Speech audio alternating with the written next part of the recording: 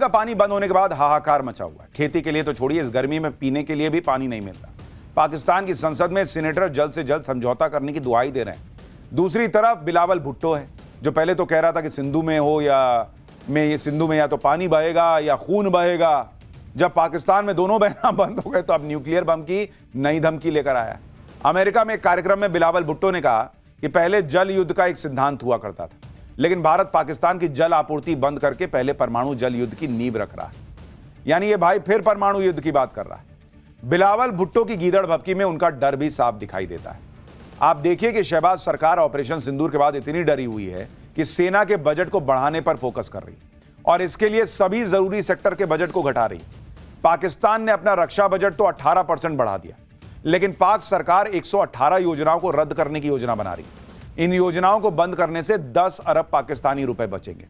पाकिस्तान के लिए पैसा बचाना इसलिए जरूरी है ताकि वो टैक्स से होने वाली इनकम वहां पर जो लगातार घटती जा रही है, और पाकिस्तान में टैक्स से जीडीपी का रेशियो 2018 में 13% के मुकाबले घटकर 2023 में मात्र 9% के करीब रह गया था। भाई पब्लिक कमा ही नहीं रही, टैक्स कहां से देगी।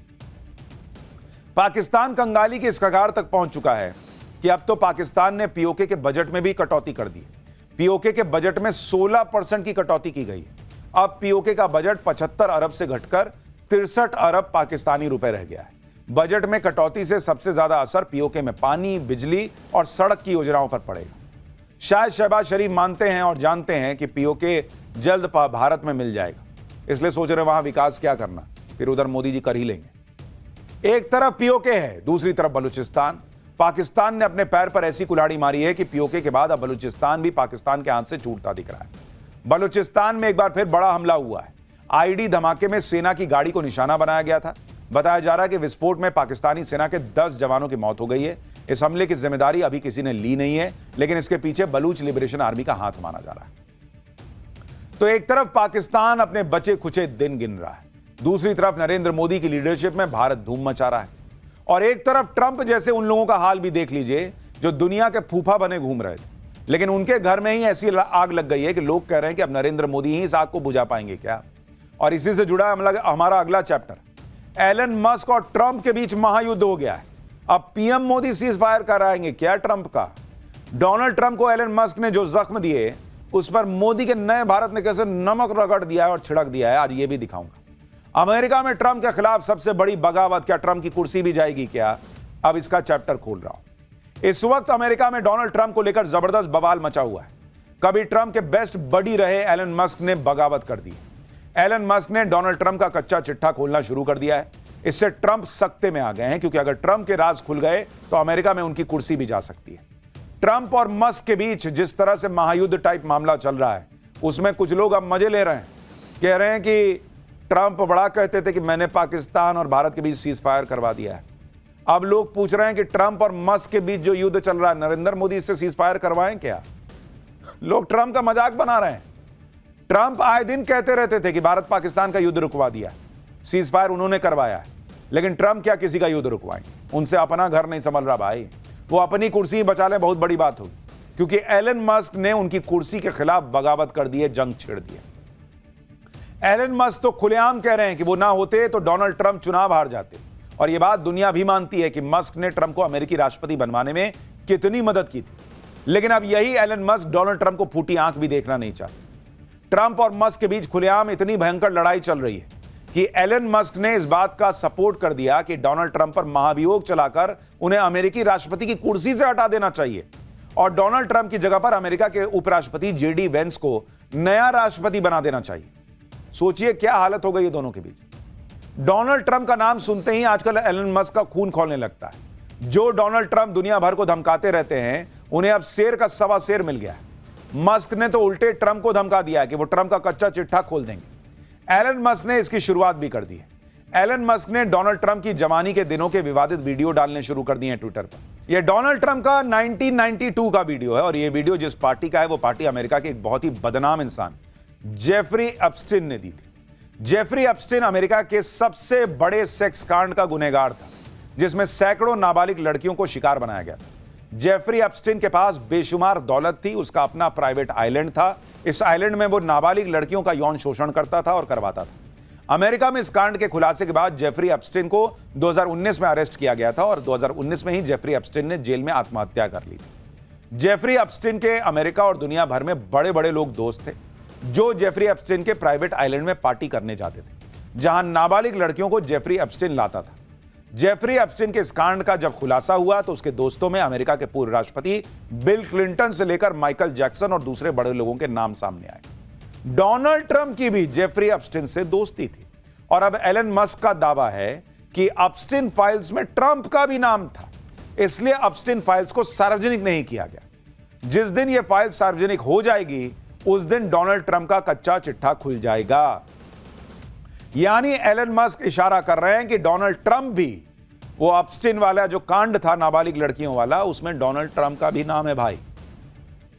इस तरह की खुली लड़ाई चल रही है, एकदम नंगाई पे आ गए दोनों भाई।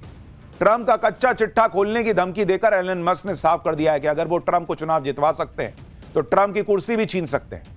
एलन मस्क ने जिस तरह से ट्रंप की पोल खोलनी शुरू कर दी है उससे ट्रंप की अमेरिका में घनघोर बेइज्जती हो रही। ट्रंप भी इससे भयंकर चिढ़ गए। मस्क की बातों से चिढ़े ट्रंप ने यहां तक कह दिया कि मस्क पगला गए। ट्रंप ने धमकी दे दी कि वो मस्क की कंपनी के सरकारी कॉन्ट्रैक्ट छीन लेंगे। मस्क की कंपनी टेस्ला जो इलेक्ट्रिक गाड़ियां बनाती है उसे सब्सिडी रोक देंगे। मस्क की एक और कंपनी स्पेस एक्स जो स्पेस सेक्टर में काम करती है, स्पेस एक्स और स्टारलिंक के सरकारी कॉन्ट्रैक्ट डोनाल्ड ट्रंप खत्म कर देंगे। यानी डोनाल्ड ट्रंप एलन मस्क को धमकाने पर आ गए।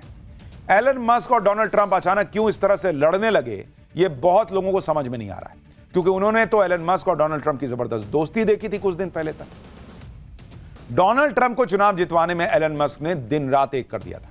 फिर ट्रंप ने राष्ट्रपति बनने के बाद मस्क को मनचाहा काम भी दे दिया। मस्क को ट्रंप ने सरकार के उटपटांग खर्चों को कम करने का काम दिया। वो काम एलन मस्क ने 4 महीने किया भी।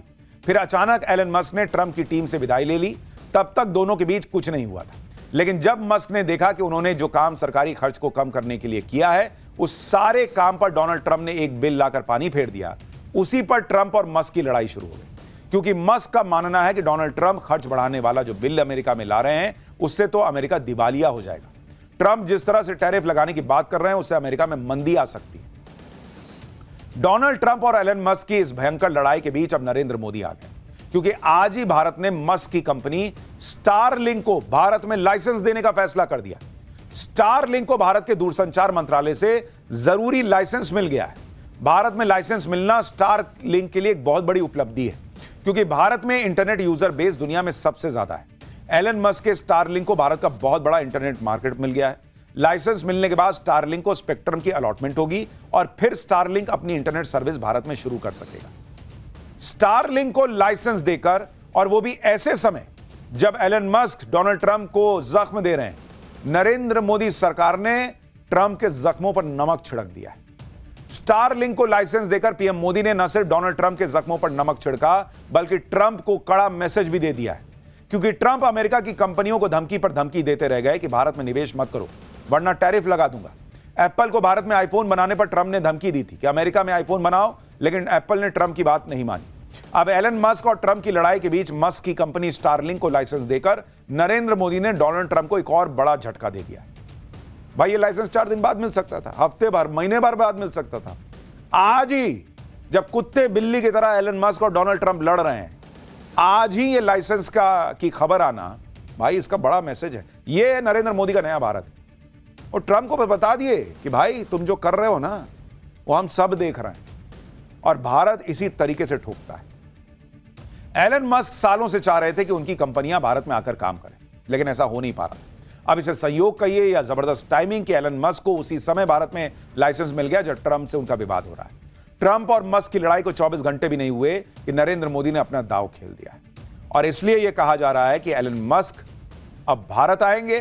भाई तुम लड़ो, हमको क्या है, तुम भारत आओ, भारत में कंपनी लगाओ, भारत में बिजनेस करो, भारत का मार्केट और बढ़ाओ। भारत वैसे ही इतना बड़ा मार्केट है, हमको अमेरिका की जरूरत तो भाई आज के ग्लोबल वर्ल्ड में सबको एक दूसरे की, लेकिन भारत के पास खुद का इतना बड़ा मार्केट है। भारत की इकोनॉमी ऐसे रॉकेट बनी हुई है कि कोई ट्रंप वहां अमेरिका में बैठ के ये टैक्स लगा दूंगा, वो टैरिफ लगा दूंगा, ये सब यहां नहीं चलता भाई। भारत समय पे जवाब देता है और हौंक देता है।